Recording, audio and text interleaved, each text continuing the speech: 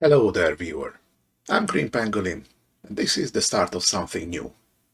This is a game that I have been really meaning to sink my teeth into for quite a while, but something always turned me back. Well, this is gonna be the end to that. I'm going to read this disclaimer real quick, and then gonna play the intro, and I will talk a little bit about it.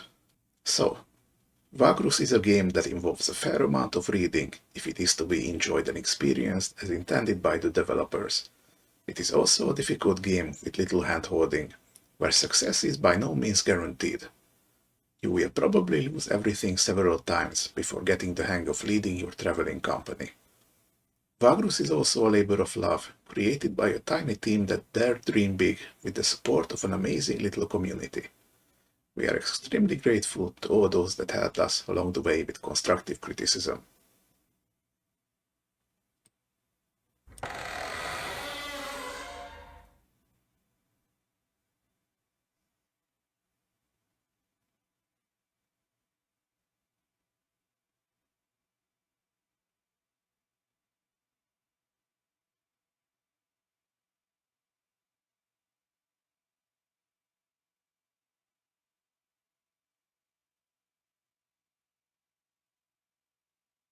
The Riven Realms, they call it. What a fine poetic name for something as rotten and twisted as our land has become. It was not always so. Long ago, the old empire, the noblest and most enduring society created by humankind, spanned almost the entire continent of Zerine, the cradle of man. But after several millennia of progress and incomparable achievements, inevitably, the empire began to fall into stagnation and decadence. Desperately holding on to their privileges and resisting change while trying to avert the collapse of the realm, the emperor and his theocracy took to measures that were worthy of true despots in cruelty. Subjugating weaker realms, enslaving whole nations, strip mining foreign resources, oppressing imperial citizens, war on several fronts, genocide. Eventually, the gods could no longer tolerate such horrors wrought in their name. Foretold by an abundance of divine omens, they descended upon the empire to right its wrongs. Thus, in a chain of dreadful events that became known as the Calamity, they annihilated the empire in a matter of days.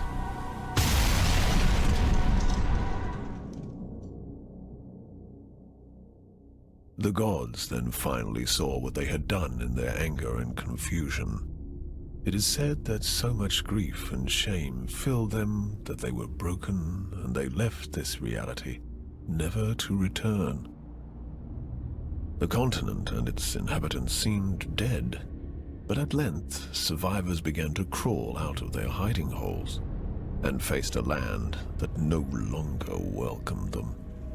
Arcane anomalies, the fallout of the Calamity, now riddled the continent, and people realized that they had to share their new home with changed and twisted creatures.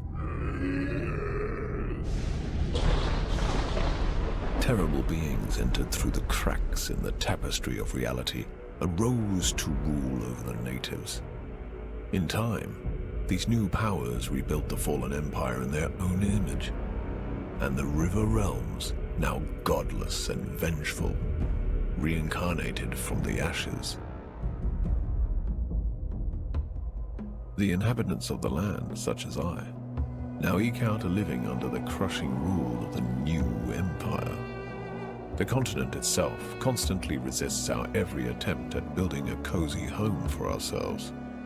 As travel is dangerous, many ventures specialize in transferring cargo and passengers over bleak and deadly leagues of land. Others try to take everything of value from said travelers, or attempt to find buried treasures among the ruins of the old empire. The leaders of the endeavors are, some say, the bravest men and women of the Riven Realms. Such a leader is called a Vagrus.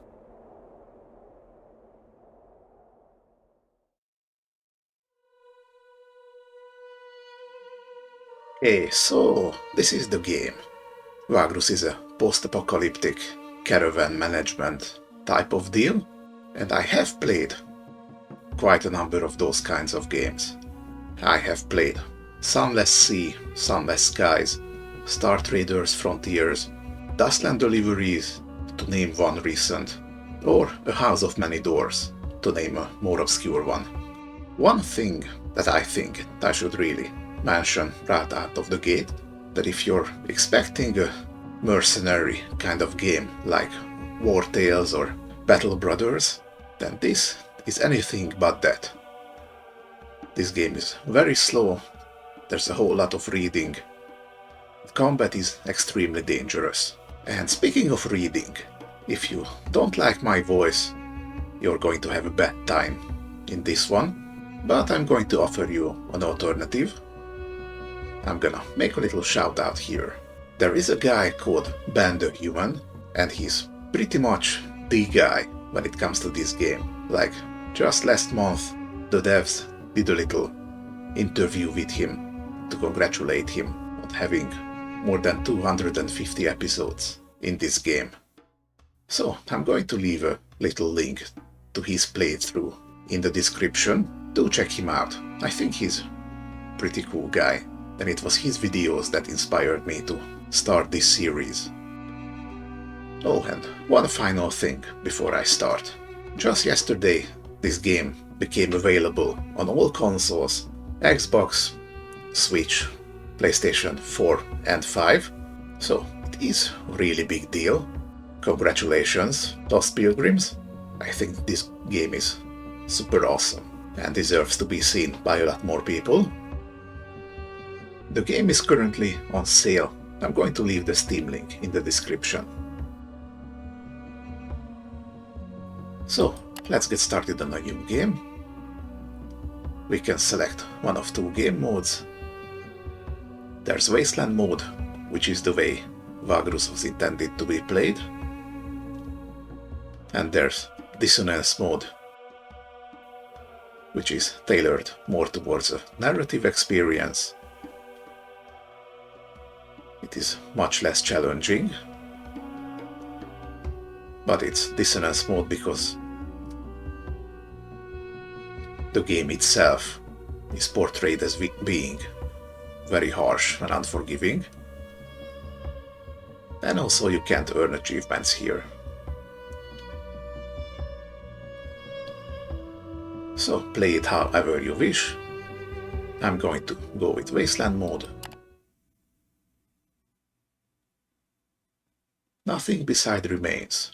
Round the decay of that colossal wreck, boundless and bare, the lone and level sands stretch far away. From Ozymandias by Percy B. Shelley. 1818. Ah, yes. A Vagrus. What a profession. Daring and savvy, always watching the horizon, always looking for an opportunity, and of course, for what is best for his comitatus, eh? And you are a Vagrus too, are you not? Many of your kind have I seen in my long life as a vagabond. Care to listen to a story about your exquisite occupation, good master? It is a tale of woe and terror, but it is also a tale that is true, as I have seen it with mine own eyes. Alright, so essentially what the game is offering here is a kind of tutorial. It's called The Pilgrims of the Wasteland. And it's actually quite different from regular game tutorials, in that it is a self-contained story, which is also available to download and play for free. So if you want to try the game out, you can.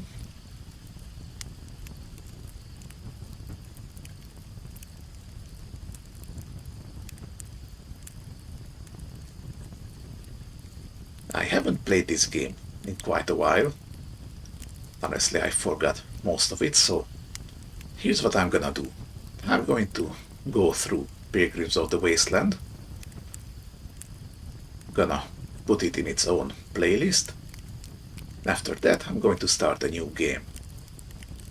Just go with a regular game. Okay? Alright, so tell us your tale, old man. It'll at least help kill the time. Wise you are, good master. My tale is of a Vagrus, such as yourself, but one whose fate was cursed and wrought with ill fortune. It all happened a long time ago. 10 years, maybe more. I was but a passenger, traveling rough roads and forgotten ways with this comitatus, south along the feet of the great mountains of the west.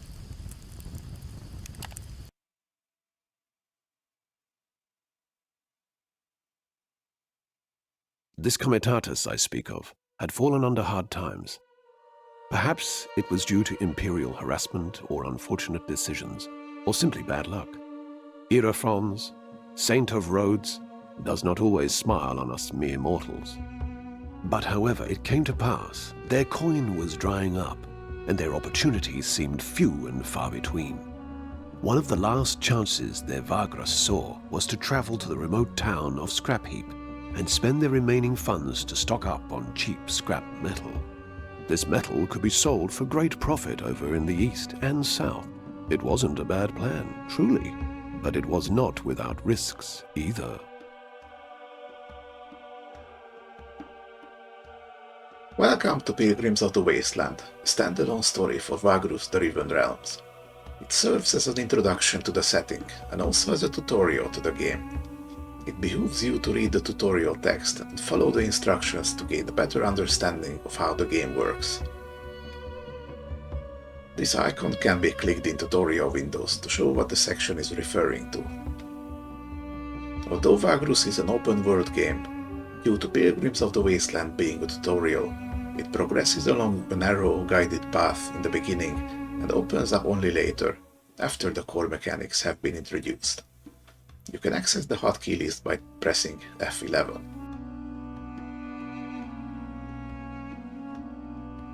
On the campaign map, your comitatus, your traveling company, always occupies a node and moves between nodes through paths. Moving along path costs movement points, indicated next to each path. Every in-game day you have a number of movement points to spend before you need to camp. To move, click on a nearby node and select Move from the node radial menu. You can select a node that is farther away. The MP cost of moving there will be calculated and the path highlighted. So now we're gonna move to Scrapheap. So going from this node to this one will take 3 movement points. Scrapheap will take 6 altogether, and we have 9 movement points per turn.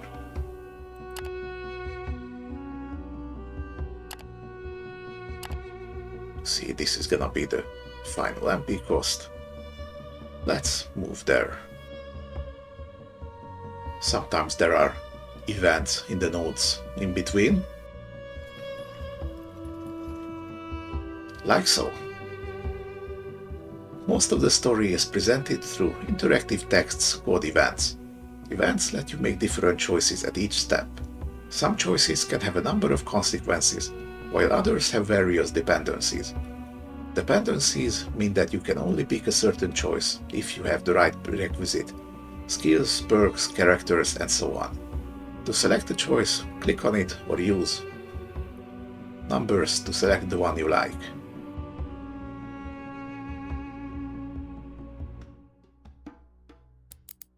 Here we have the choices and the event. Having gone ahead of the column with a handful of scouts, you watch from afar as your comitatus slowly trudges along broken terrain, making its way south ponderously among dormant geysers. All around you, the hills smolder lazily in the perpetual twilight. Are you alright? Javek's voice resonates with sympathy as he appears next to you on the ridge. You nod slowly, but do not look at him. Your gaze lost in the distance, where ash cloaks the horizon and the towering mountains to the south and west. You turn to your Komes and note his supportive smile. You and Javek have been traveling the realms together for years now. There is no person in the world you trust more than him, except perhaps yourself. I know you feel that your hands are tied, but like I said before, you made the right choice by leading us here. And we can pick an answer. Time will tell, but I still have my doubts. It's a long shot and you know it. There wasn't much of a choice, either this or returning by trading license and hanging myself. It has to work. We cannot fail, not like this. Or, thank you, but the last thing I need right now is a clumsy pep talk, even if it's well meant. Oh, by the way, you can adjust the font size in this game. So, if for you in the video it's too small, then please do let me know in the comments, and I'm going to increase it going forward. Time will tell, but I still have my doubts. It's a long shot, and you know it. Javek nods. True, but it's better than just giving up. The crew agrees too. That counts for something, no?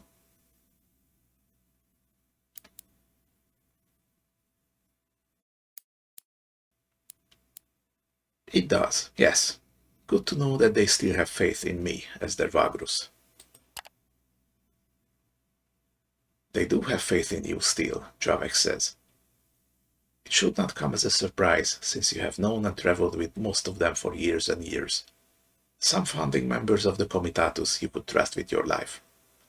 But you have heard stories before about Vagri who have been abandoned for less. Times being what they are, Javek trails off. With Imperials cracking down on us independents more heavily than before, business is tough, everyone knows. And they appreciate your efforts to keep us afloat. Our plan ought to give us another chance. When text in an event is highlighted pale blue, means that you have found a codex entry. Clicking these opens the codex and navigates you to the entry. As you can see, there's a lot of those. These are all the lore bits. I don't think I'm going to read all of these now, but I will start when we get to the regular game. I think I'm going to put those readings in a separate playlist, just so you don't have to suffer my voice any longer than you need to. The plan. You told your traveling company into this a few weeks ago, but with each step towards the Western Mountains, more and more of them started to have doubts. Such is the way of the road, perhaps. The plan involves a desperate attempt at squeezing a low selling price for metal bits out of an old contact of yours in the town of Scrap Heap, stocking up on said metal by spending your remaining coin, and bringing the cargo down south around the Molten Tongue to Devon via Avernum and Ash. There's a shortage of metal in Devon, and you know several buyers who would give a pretty price for your goods if you can only make it there before many others with a similar cargo do. Such contacts are the boon of the long decades spent on the road. But even if Narbo, that villain, gave you an agreeable price in Scrap Heap, the road is not without its perils. Sneaking through the gap between the Dead Forest and the Molten Tongue is inviting disaster. So it is not a path many Vagri would risk. And of course, if this fails, you are out of alternatives. Do you think Narbo will help us out? The old scavenger was never famous for his goodwill. Javek wonders.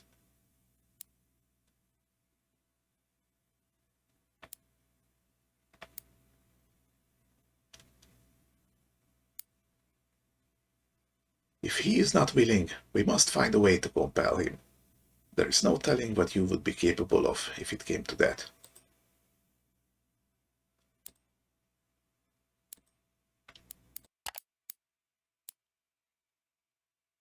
These are dark times. They call for desperate deeds, but such thoughts make me uncomfortable, to be honest. Javek rubs his chin absent-mindedly. You have seen this expression of his too often not to realize he is using his sorcerer's talent to read your mind. Taking a peek? Apologies. Javek rubs his eyes quickly and looks away. You know how it is. It comes to me so naturally that sometimes I don't notice I'm doing it. Your thoughts were loud, Vagrus. I have to actually block them, you see. After joining your comitatus 6 years ago, Javek proved to be an invaluable asset. Not only does he sense moods and thoughts around him, but he is also able to subtly manipulate others when he focuses his inner energies. It comes in handy when doing business. Then there are his other perks. Few times you saw him shatter the minds of men and beasts who tried to kill him. Not a pretty sight, but a very effective deterrence. Yet, because he is not a trained sorcerer, at least not in the traditional sense, his abilities are sometimes difficult to control.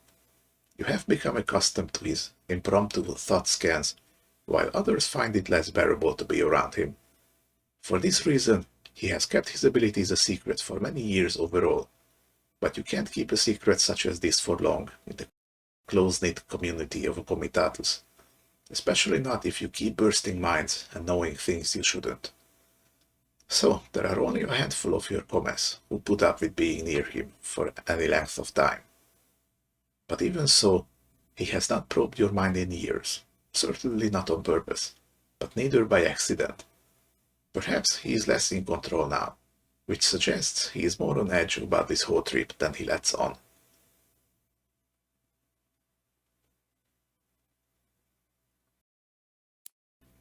Apology accepted. You manage a faint smile. Let us return to the others and push on. There's still a day's travel ahead of us. Both of you head west to join the column. You go back to the comitatus.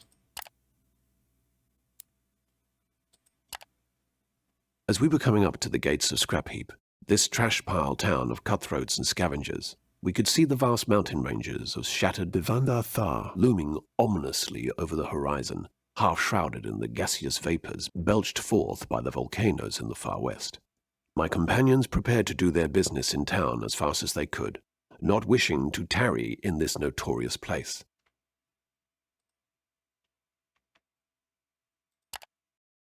We're moving down again to Scrap Heap. When a comitatus enters a settlement, you can select from a variety of options, each on its separate pane, revolving around resting, resupplying and trading. You also have the opportunity to initiate stories located in the settlement. This time only the story pane is active. Follow the only available story.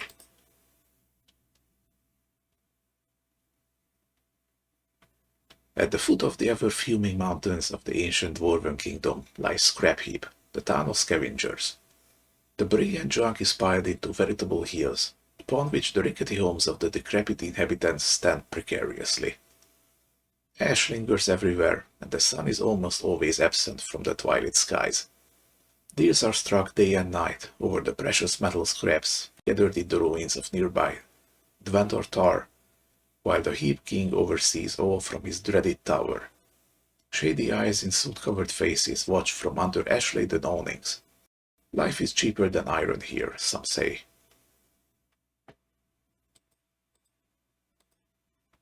Okay, let's track down Norbo. Can he be convinced to help you out? You make your way to the Wraith Stash, a notorious watering hole tucked away in a small street just beneath the imposing tower of the Heap King, but not quite under its immense shadow. Few frequent the establishment, which makes it perfect for Narbo and his little operation of honest merchants. Apparently, the knave is not only alive, but has done well for himself in the past decade or so. Taking only Javek, you leave the comitatus to the care of Titus, your quartermaster, while you are gone negotiating. Ash is flitting from the black sky as you cross the street and nod to the bouncer of the Wraith Stash. You give him your sidearms quietly. Rules are rules, at least as long as they can enforce them. Yet they have the courtesy of allowing you to keep your dagger. And of course, they have no idea what Javek is capable of, should it come to a scuffle. Not that you expect such a thing, but with Narbo, one never knows. Though you have told your crew that he and you go way back, the entrepreneur is a capricious and manipulative man with whom you did not part on the best of terms. Does he remember that? Surely. Could he be persuaded to take your proposal? Who knows? Your eyes slowly adjust to the dimness of the tavern's interior. Only a few candles and a lamp at the bar illuminate the common room. Shadowy faces turn toward you and observe you through the smoke. The bartender, a thick-set man in a dirty tunic, is chewing tobacco serenely. Above the bar hangs the skeleton of a large keep lizard on display. Narbo is sitting at a table in the back, his bodyguard half hidden in the darkness at the wall behind him.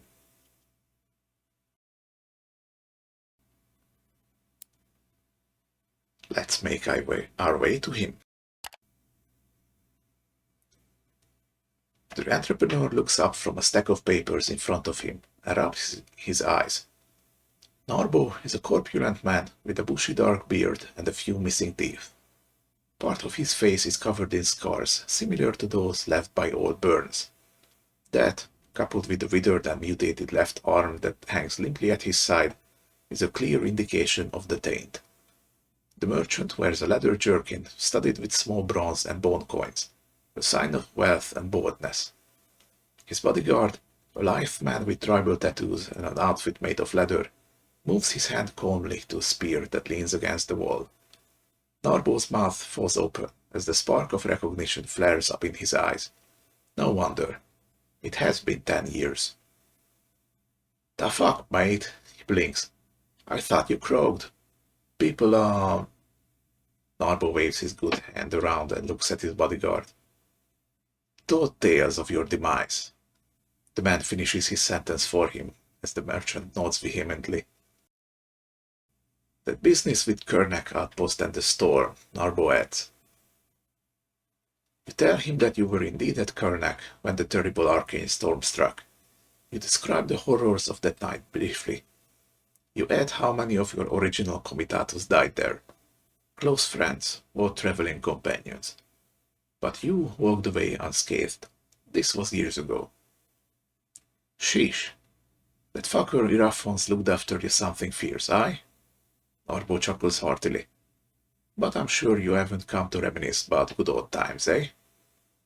His predatory smile makes you cautious, even though he invites you to sit down with a casual wave of his meaty hand.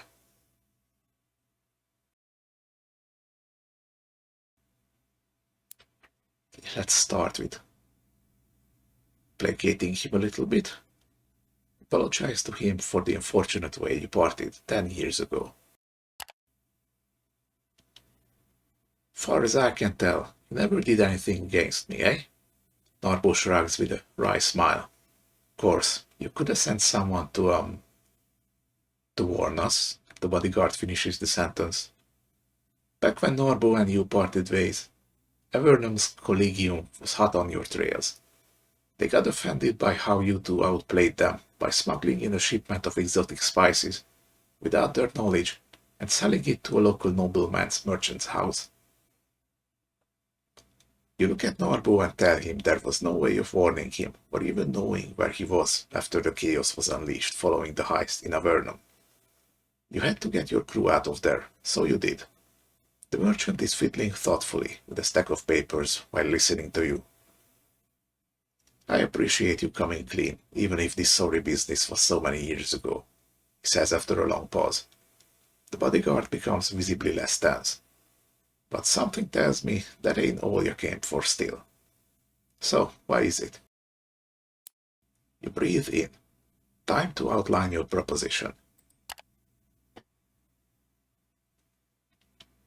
Some choices have dependencies, meaning you can only pick a certain choice if you have the right prerequisite. Perks, companions, resources, journal entries, and so on.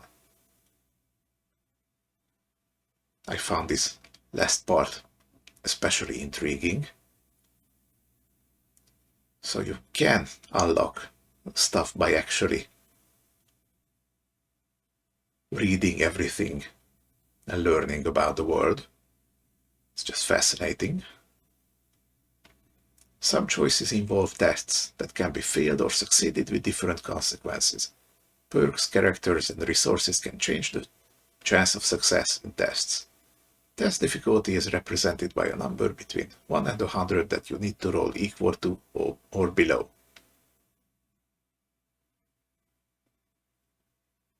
Let's see. You explain to Norbo how you want him to give you a discount on a shipment of metal scraps, which you then would smuggle into Devon through contacts you have in the city's underworld. The profit on the shipment would be quite exquisite. You do not name your contact, but divulge enough of her that the plan looks solid. Buyers, you say, are lining up, expecting the shipment soon. Norbo sits in silence, eyes fixed on the table, as if listening to some noise from afar. He does not cut you off at any time during your proposition.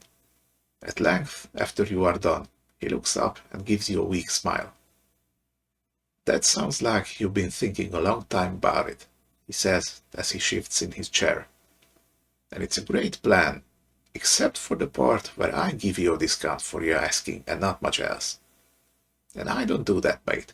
That would make me, what, an almoner, the bodyguard adds discreetly. That a word?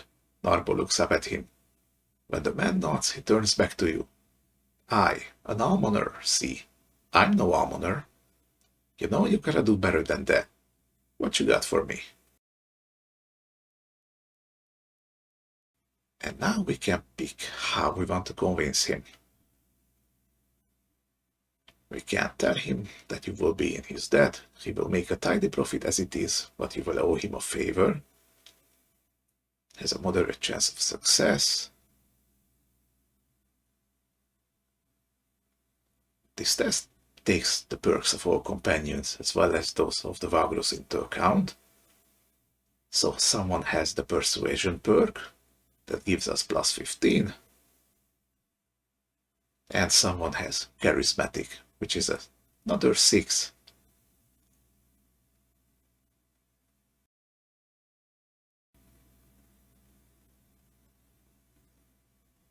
And we can spend something called resourcefulness to increase the chance even further. We could also remind him that you two used to make a great team, and this could rekindle that partnership. This also uses persuasion and charismatic, but it has a much lower chance of success.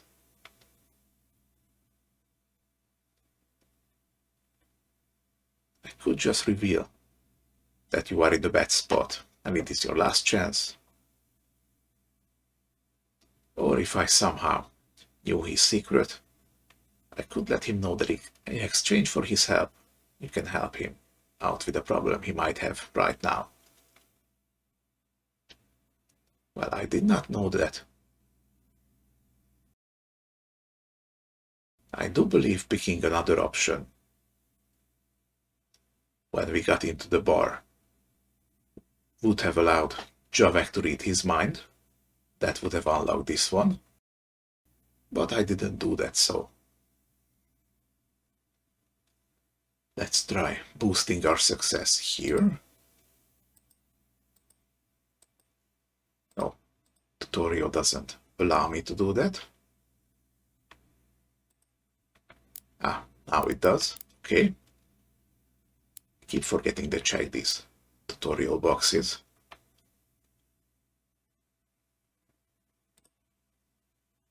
Okay, now we have a high chance of success. Let's see. Boom, and we failed the test. That's unfortunate. After a considerable pause, Narbo scratches his beard in thought, then turns to you again. Fair enough. We used to run together. I know you are capable. But just to be clear, you do owe me for this, and I'll collect. The moment you make that deal in Devon, you come back here and we share. I want quarter. No haggling that. You frown when you accept his proposal, but inside you are gleeful. You could not have hoped for a better result. In truth, a quarter of the price is not only doable, but would leave you with enough to keep paying your crew for several future jobs. It could be a new start. Narbo instructs you to give him an hour, then look for his people at the market and simply introduce yourself. They will know what price they should give you on the metal scraps by then. I expect you to return within 2 months, give or take. Failing that, you'll be hunted. Have no doubt about that. And you know that I can mobilize half the bounty hunters in the realms. When you nod, Narbo motions to his man. You and Jervek stand up and make ready to leave. Bravour here will take you to the back exit. We don't want to give people the idea they can come here to beg for almonds now, do we? You got what you came for, so you leave the raised stash through the back entrance and head back to the Comitatus.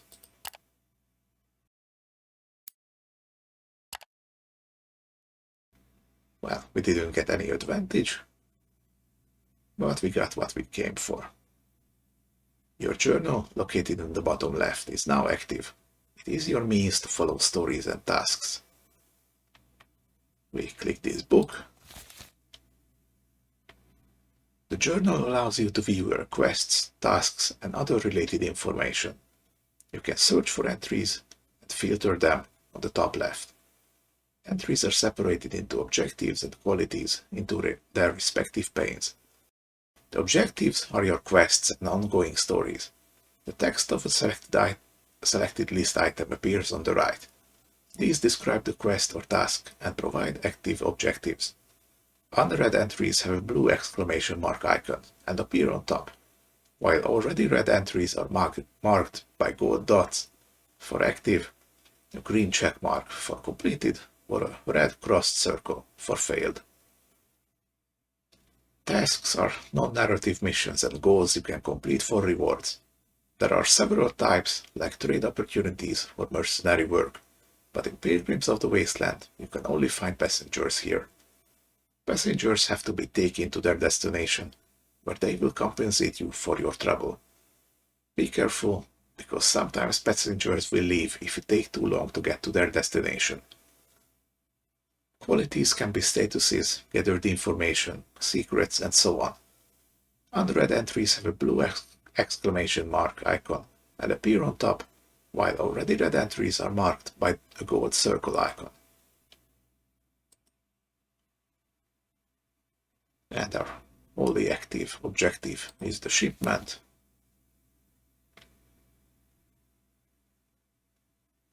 We're gonna need to buy 24 scrap metal goods, have at least 800 supplies, and the awnings equipment. Very well. The market pane is now active. Let's go there. The market pane displays the available goods you can buy at the settlement's market on the right and opens your cargo pane on the left. You can buy goods from the market or sell your own goods from your cargo hold here. The maximum cargo space is 600. That is 30 slots. It cannot be expanded further. When buying or selling, buy or sell one increment only by clicking, holding shift and clicking.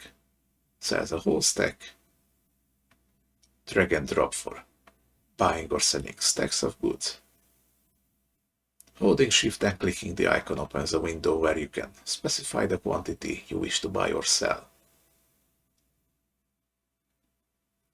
So now we have to buy all of these 24 scrap metals.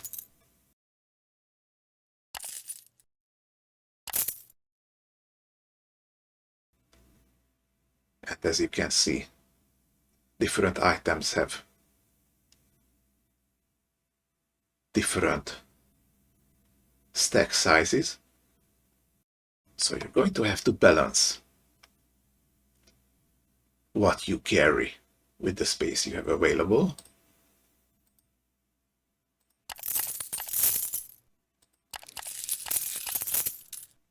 Okay, this is 24. And now I have to buy supplies until I have 800.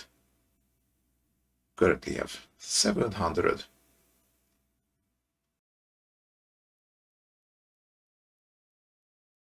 So we're gonna go buy another 100. It says right here, that's gonna give us an extra day.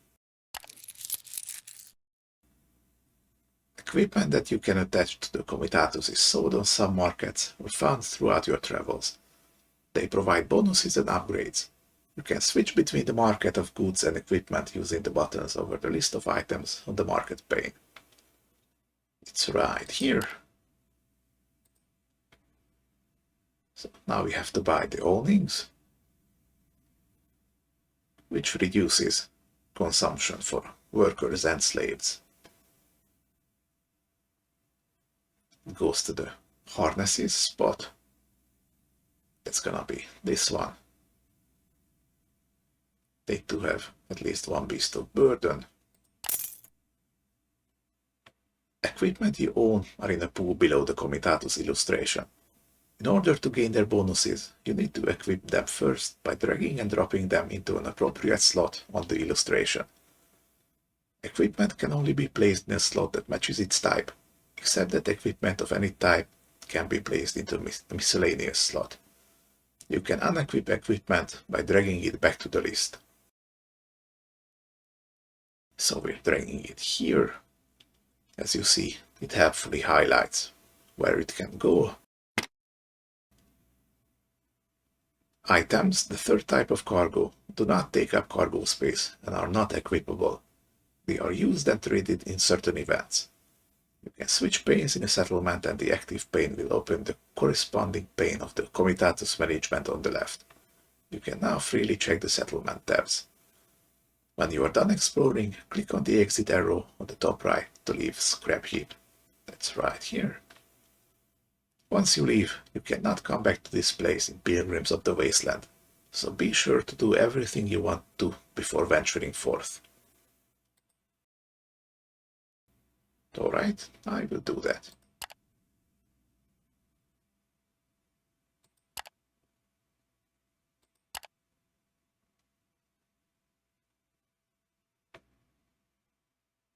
There is currently nothing for us here. We started with 10 medical supplies, 1 Ashkolite charm, and 2 beast lures.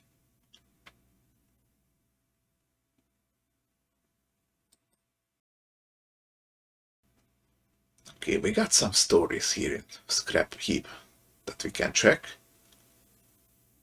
We could walk up to the tower to visit the Heap King, which I do not think is a wise idea. Let's stroll Scrounger's Lane. There's always something to be had there. You and Javek roam the dingy market called Scrounger's Lane at the foot of the great heap upon which the tower of the Heap King is built. Ash-covered awnings and dirty stalls line the labyrinthine streets, with stiflingly narrow alleys and tiny squares adding to the general confusion. Sometimes it is difficult to tell a shop from a dilapidated home, and for a good reason. Most people who live here are also merchants to some extent. And even though the Heap King's militia is there to keep the peace, you can't help but notice all the shifty gazes from the deplorable types aimed at you.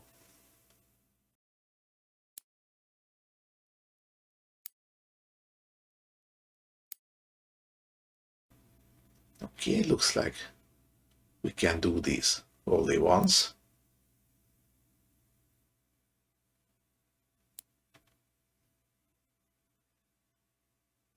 We have really high chance with this. You recall a little shop hidden in an alley. Its owner used to peddle dwarven curiosities. Perhaps it is still there. Oh hey, we did it. The small shop is still there, at the end of the Serpentine Alley on the south side of the market district. Standing outside of it, you notice how it it is in much worse shape than you remember.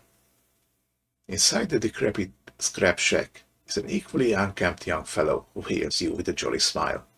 The shop looks empty. A short conversation reveals that the youngster is the son of the man who used to run this place. His father never came back from a forage into dwarven ruins a few months ago. Unfortunately, I don't have Dad's expertise on dwarves. Neither am I the adventurous sort. So by now, I've sold all his remaining stock, and I'm closing shop soon. Then I'm off and away from scrap heap for good. Go south, maybe to them Dragonlands, he says, scratching his beard. You talk a bit about dwarven culture and his father's obsession with their forgotten technological wonders. You are about to say goodbye when he slaps his forehead. I still have something here that a Vagrus such as yourself might be interested in. He fishes a small brass compass out of his pocket and hands it to you. It is a masterwork, no doubt, sporting runes and detailed etchings on the sides. The fellow is willing to sell it to you for a token price. We can buy the compass for 1 bronze and 9 lirg, which is quite a lot actually, but it gives us +1 max movement and gives us +1 to the navigation perk. It says it's significantly lower than the local price, so I guess we should take it. It's gonna serve us in the long run.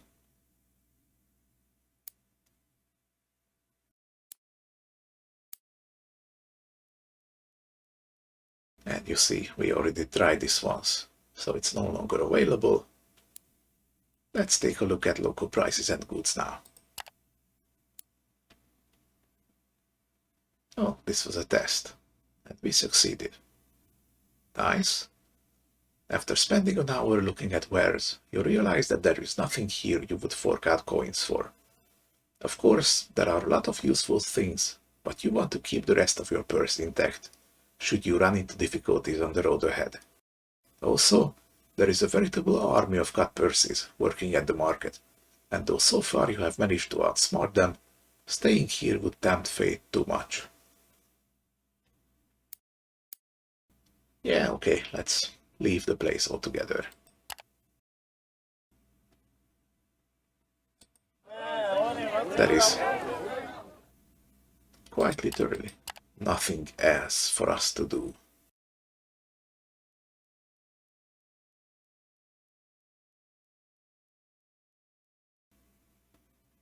Okay, let's equip this compass. We do have a miscellaneous slot. Oh, we also have a navigation.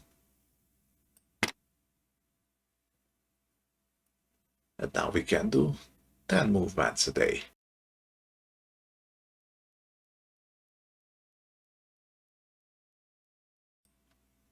Okay.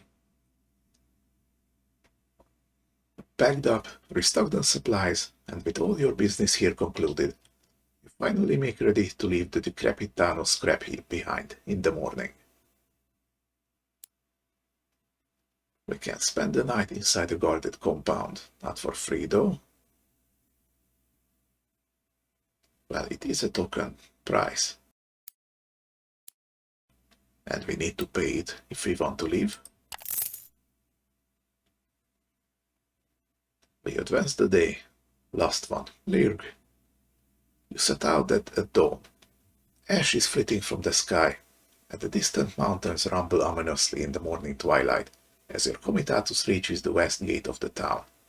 You notice almost immediately that the militia at the gates is questioning and inspecting travelers. Gonna move along towards the inspection. A robed magistrate of the Heap King appears to coordinate the search effort, picking out people or even whole traveling groups for inspection. As your comitatus draws near, it takes only a passing glance from him to check you and your crew before he motions to the guards to let you through. pass under the gate and out into the broken wastelands. The Comitatus is well on its way, and Scrap Heap is a mere dot on the horizon by the time Javek joins you at the front of the line. Just like I said, you made the right choice with this venture. Talk of how you may have saved us all is spreading like wildfire, he says with a faint smile. Of course, we do have to make it alive to Devon with the cargo, but it's a good start, don't you think?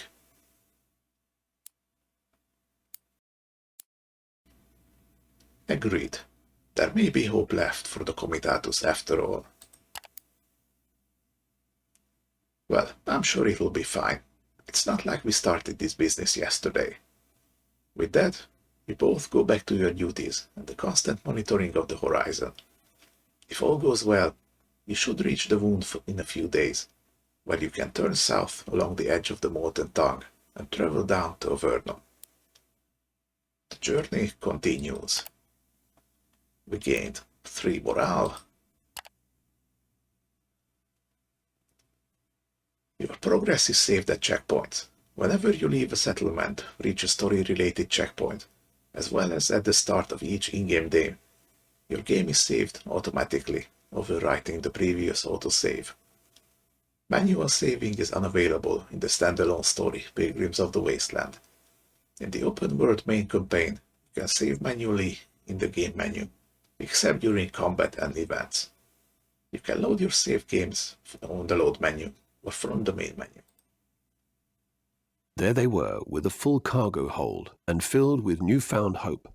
Yet, the road ahead still promised hardships and peril. I travelled with them southwards, expecting to reach more habitable lands beyond the Molten Tongue's river of lava.